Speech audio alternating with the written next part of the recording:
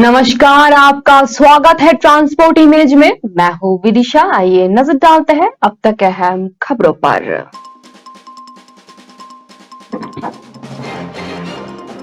लखनऊ में होटल में लगी आग, नासिक के युवक की मौत, 4 झुलस गए।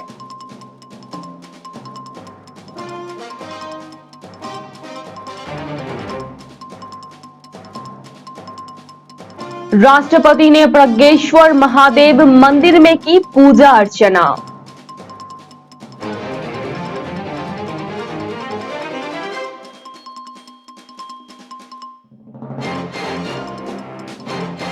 व्हाइट हाउस की नजर में भारत बड़ी ताकत बनकर उभरेगा।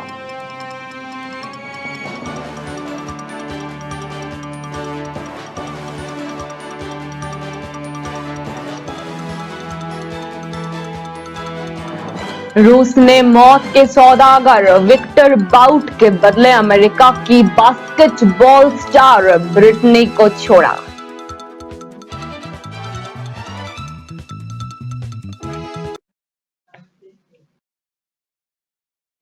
आइए जानते हैं खबरें विस्तार से। लखनऊ में गुरुवार देर रात बड़ा हादसा हो गया।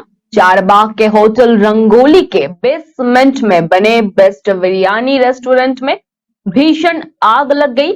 हादसे में एक युवक की जलकर मौत हो गई, वहीं 3 लोग गंभीर रूप से झुलस गए हैं, जिन्हें इलाज के लिए सिविल अस्पताल में भर्ती करवाया गया। होटल में उस वक्त 7 लोग ठहरे थे।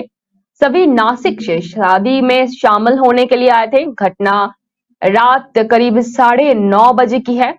11 बजे तक धुआं और लपटें दूर तक देखी गई। आग लगने की सूचना पर पहुंची पुलिस और दमकल कर्मी मौके पर पहुंचे। 2 घंटे में कड़ी मशक्कत करने के बाद आग पर काबू पा लिया गया।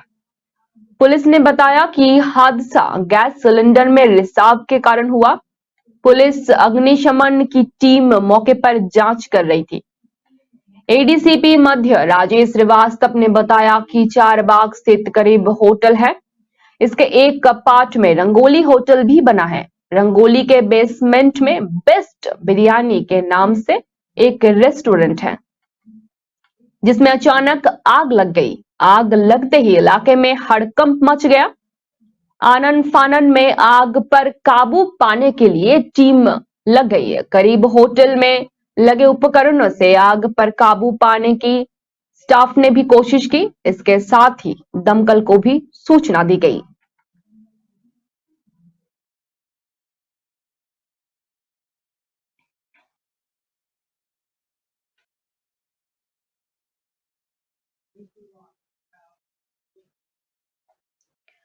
राष्ट्रपति द्रौपदी मुर्मू ने शुक्रवार को उत्तराखंड प्रवास के दूसरे दिन प्रातः राजभवन स्थित राज्य प्रज्ञेश्वर महादेव मंदिर में विधिवत पूजा अर्चना के साथ रुद्राभिषेक भी किया। इसके बाद राष्ट्रपति ने राजभवन स्थित नक्षत्र वाटिका का उद्घाटन किया। इस दौरान राज्यपाल लेफ्टिनेंट जनरल गुरमीत सिंह एवं प्रथम महिला गुरमीत कौर समेत मुख्यमंत्री पुष्कर सिंह धामी भी मौजूद रहे।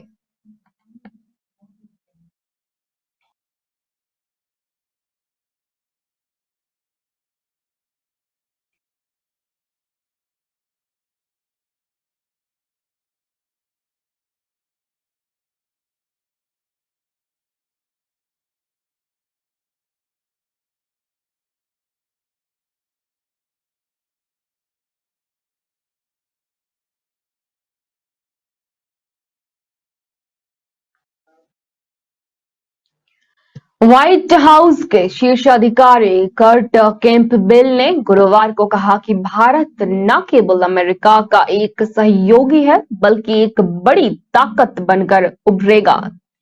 2 दशक में भारत और अमेरिका के द्विपक्षीय संबंध जितनी तेजी से मजबूत एवं गहरे हुए हैं, वैसा किसी भी अन्य द्विपक्षीय संबंध के साथ नहीं हो पाया।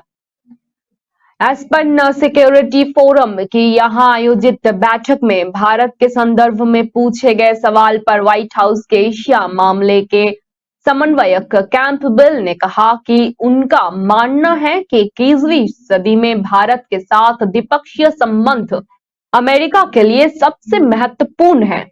इस शीर्ष अधिकारी ने कहा कि ये एक तथ्य है कि मैंने पिछले 20 साल में अमेरिका और भारत जैसे कई द्विपक्षीय संबंध नहीं देखे जो इतनी तेजी से गहरे एवं मजबूत हो रहे हैं।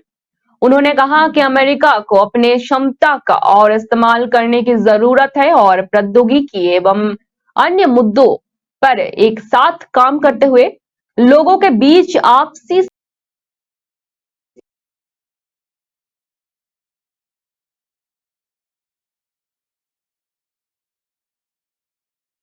देश बनने की इच्छा रखता है और वो एक और बड़ी ताकत बनकर उभरेगा देश भर में।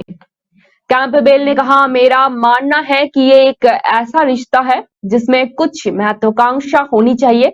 हमें उन क्षेत्र पर गौर करना चाहिए जहां हम एक साथ काम कर सकते हैं, चाहे वो अंतरिक्ष हो, शिक्षा हो, जलवायु हो या प्रौद्योगिकी हो। हम इस दिशा में आगे बढ़ना चाहेंगे। उन्होंने जोर देकर कहा कि भारत अमेरिका संबंध केवल चीन को लेकर चिंता के कारण नहीं बने हैं, ये दोनों समाजों के महत्वपूर्ण तालमेल पर आधारित है।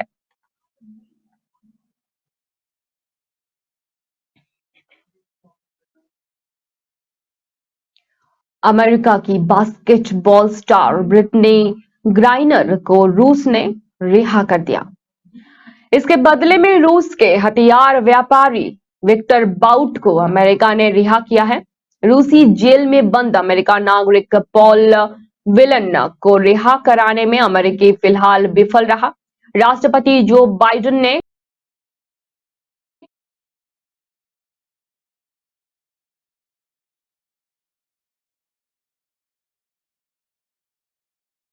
मीडिया से बातचीत में कही। उल्लेखनीय है कि ब्रिटनी समलैंगिक है। ये बात उन्होंने 2013 में एक साक्षात्कार में सार्वजनिक की थी।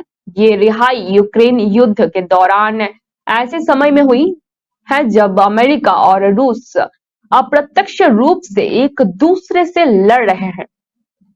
बंदियों के इस अदला बदली से ये बात भी साबित हुई है कि दोनों महाशक्तियों के बीच पर्दे के पीछे बातचीत जारी है।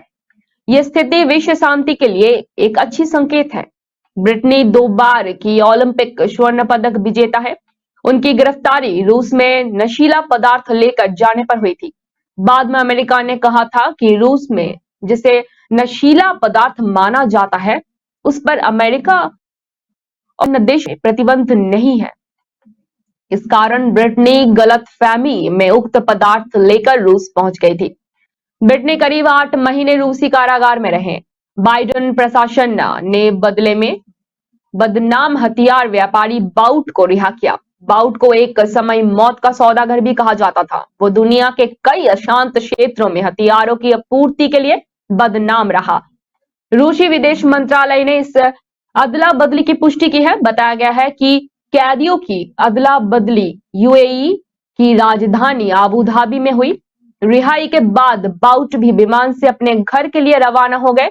अमेरिका के एक अन्य नागरिक पॉल वेलन जासूसी के आरोप में दिसंबर 2018 से रूसी जेल में बंद है। उनकी रिहाई के संबंध में दोनों देशों के बीच कोई बात नहीं हुई है। अमेरिकी बास्केटबॉल स्टार ब्रिटनी और रूसी हथियार कारोबारी बाउट की रिहाई यूएई की राष्ट्रपति मोहम्मद बिन जायद अल नहान और सऊदी अरब के युवराज मोहम्मद बिन सलमान के प्रयास से संभव हुई। दोनों बंदियों को निजी विमान से आबू धाबी लाया गया और वहीं पर उनकी अदला बदली हुई।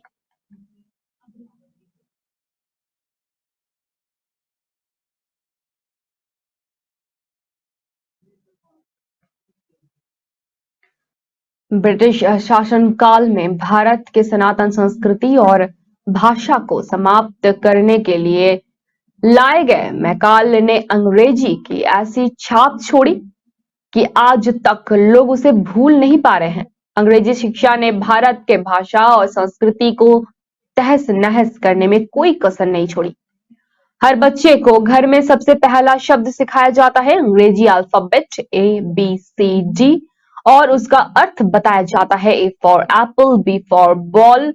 लेकिन पिछले 2 दिनों से सोशल मीडिया पर एक ऐसा वीडियो वायरल हो रहा है जो सनातन संस्कृति को उच्च स्तर पर पहुंचाएगा।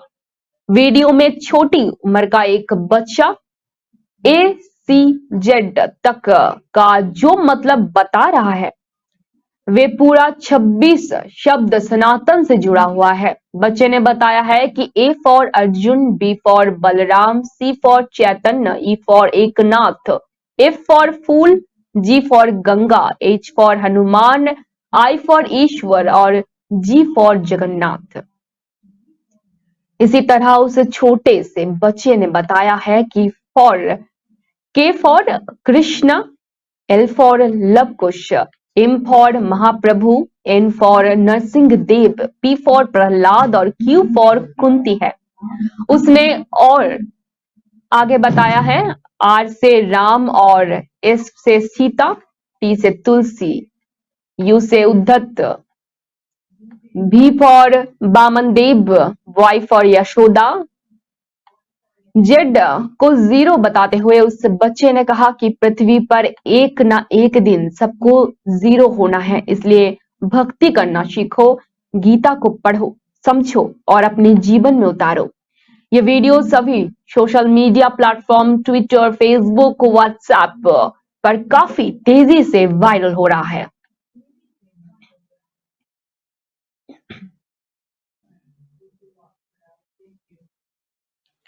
पॉजिटिव ग्लोबल संकेतों के बावजूद घरेलू शेयर बाजार में आज दबाव की स्थिति बनी नजर आ रही है। आज शेयर बाजार ने मामूली बढ़त के साथ कारोबार की शुरुआत की, लेकिन बिकवाली का दबाव बन जाने के कारण सेंसेक्स और निफ्टी दोनों सूचकांकों में गिरावट आ गई। शुरुआती 1 घंटे का कारोबार होने के बाद सेंसेक्स 0.09% की कमजोरी के साथ और निफ्टी 0.01% की बढ़त के साथ कारोबार करते नजर आ रहे थे। शुरुआती कारोबार में बाजार को ऑटोमोबाइल और एफएमसीजी सेक्टर के शेयरों से सपोर्ट मिलता नजर आ रहा था। वहीं पीटीएम, हिंदुस्तान यूनिलीवर और सन फार्मास्यूटिकल्स के शेयरों में काफी एक्शन बना हुआ था। अभी तक के कारोबार में आईटी सेक्टर पर लगातार दबाव बना हुआ नजर आ रहा है। शुरुआती 1 घंटे के कारोबार में स्टॉक मार्केट की दिग्गज शेयरों में से इनसाइड बैंक, अदानी पोर्ट्स, सन फार्मास्यूटिक्स, नेस्ले और आयशर मार्केट्स के शेयर 1.81% से लेकर 0.80% की मजबूती से कारोबार करते नजर आ रहे थे। दूसरी ओर HCL technology, Tech Mahindra, Infosys, UPL और विप्रो के शेयरों में 5.81% से लेकर 0.67% तक की गिरावट बनी हुई थी।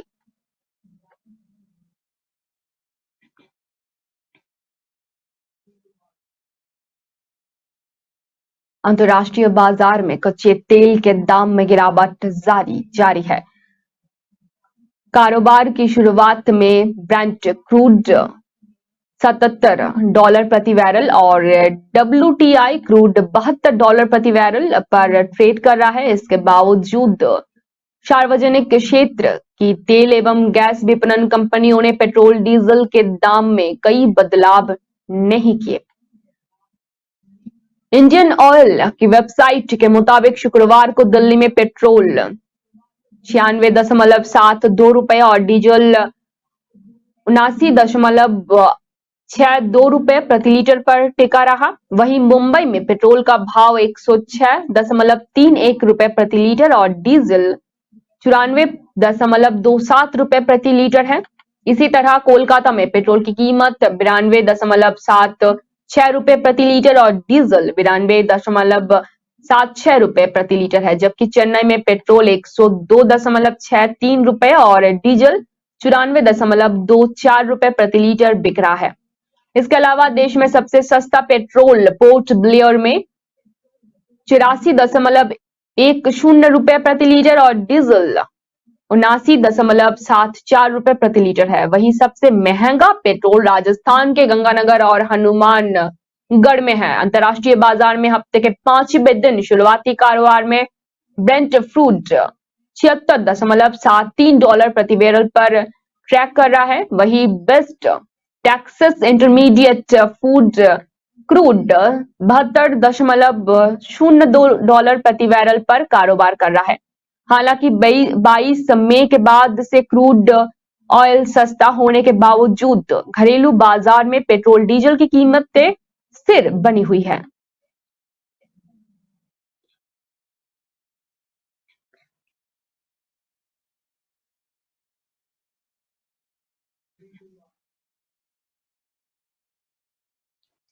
लगातार दबाव का सामना करने के बाद आज कारोबारी हफ्ते के आखिरी दिन ग्लोबल मार्केट में सुधार के संकेत आते नजर आए हैं। पिछले कारोबारी सत्र में अमेरिकी बाजार में मजबूती देखने को मिली, वहीं यूरोपीय बाजार में भी दबाव कम होता हुआ नजर आया। इसी तरह एशियाई बाजार में भी आज ओवरऑल तेजी का रुख बना हुआ है। खासकर एसजीएक्स निफ्टी में लगातार 5 कारोबारी दिनों से चली आ रही है गिरावट पर रोक लगाती नजर आ रही है।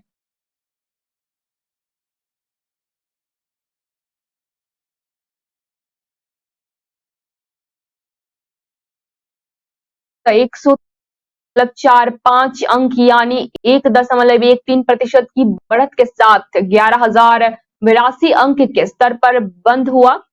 वहीं S&P 500 इंडेक्स ने 0.75% की तेजी के साथ 3,976.51 अंक के स्तर पर पिछले सत्र के कारोबार का अंत किया। इसी तरह डाउ जोन्स 183.56 अंक यानी 0.55% की मजबूती के साथ 35,781.48 अंक के स्तर पर बंद हुआ। जानकारों का मानना है कि पिछले कारोबारी सत्र में अमेरिकी बाजार में तेजी का रुख जरूर बना, लेकिन बाजार में अभी भी आशंका लगातार बनी हुई है। अगले हफ्ते अमेरिका में महंगाई के आंकड़े आने वाले हैं। इसी तरह 13 और 14 दिसंबर को अमेरिकी फेडरल रिजर्व की बैठक होने वाली है, जिसमें ब्याज दरों को लेकर फैसला किया जा सकता है।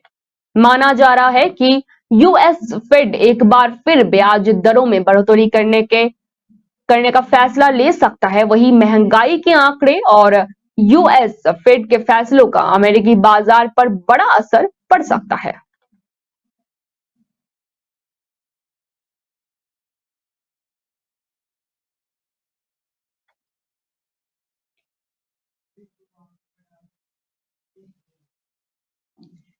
एचडीएफसी के बाद सार्वजनिक क्षेत्र के इंडियन ओवरसीज बैंक ने भी सीमांत लागत आधारित ब्याज दर में इजाफा किया है। आईओबी ने रिजर्व बैंक ऑफ इंडिया के नीतिगत दर रेपो रेट में वृद्धि के बाद एमसीएलआर में 0.35% की बढ़ोतरी की है।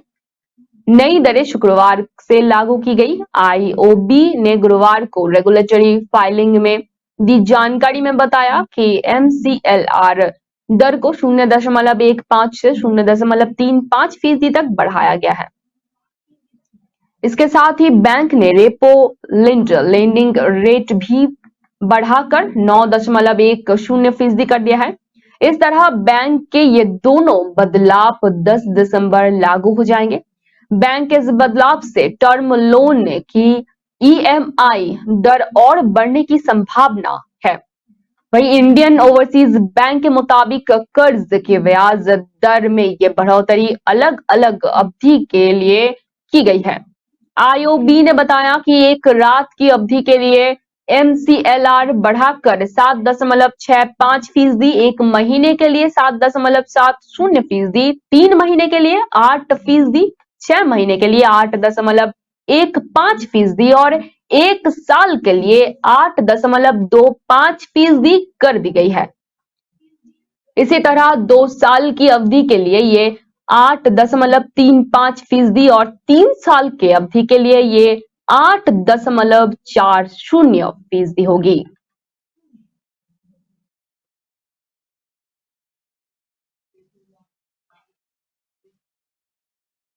सरकारी अस्पतालों में मरीजों को भर्ती कराने और उसके इलाज से पहले कागजी कार्रवाई की वजह से कई मरीजों की जान चली जाती है।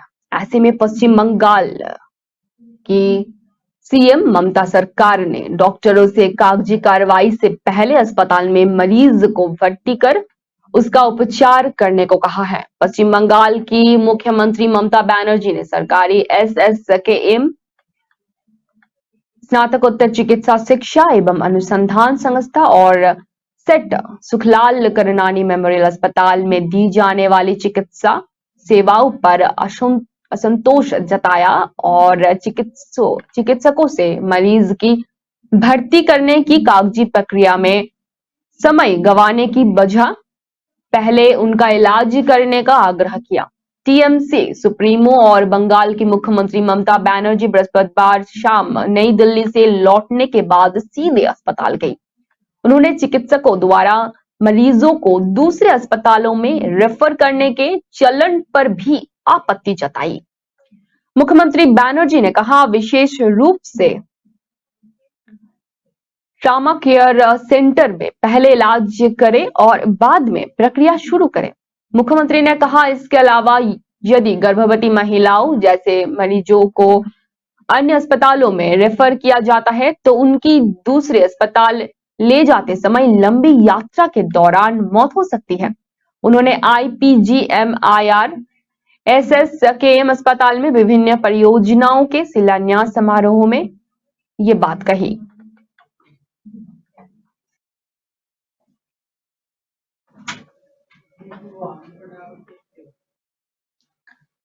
पश्चिम चंपारण के युवाओं को रोजगार के लिए जल्द ही सुनहरा मौका मिलने जा रहा है। 12 दिसंबर को राजकीय औद्योगिकी प्रशिक्षण संस्थान में प्रधानमंत्री राष्ट्रीय अप्रेंटिसशिप मेले का आयोजन होने जा रहा है। इसमें राज्य एवं राज्य के बाहर के विभिन्न औद्योगिकी प्रतिष्ठान शामिल होने वाले हैं।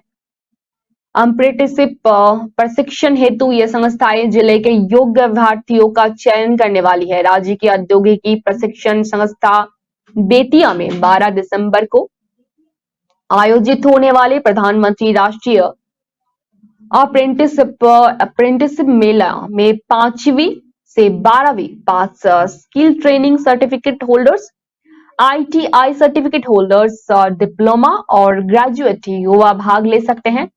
Electronics fitter, electronics mechanic diesel mechanic, motor vehicle builder, plumber, turner, machinist, wireman आदि क्षेत्र में रोजगार का सुनहरा अवसर मिलने वाला है। सबसे बड़ी बात यह है कि इस मेले में smart touch, LCL tech, LIC, people tree ventures, Capro Maruti limited, याचकी India limited, India Japan lighting limited, Minda industry, Asian automotive, Minda riding आदि कंपनियां भी भाग ले रही हैं। जो electrician, fitter, electronics mechanic, mechanic diesel mechanic, motor vehicle builder, plumber, turner, machinist, वायरल आदि में प्रशिक्षण के साथ साथ जॉब भी मिलने का मौका पा सकते हैं।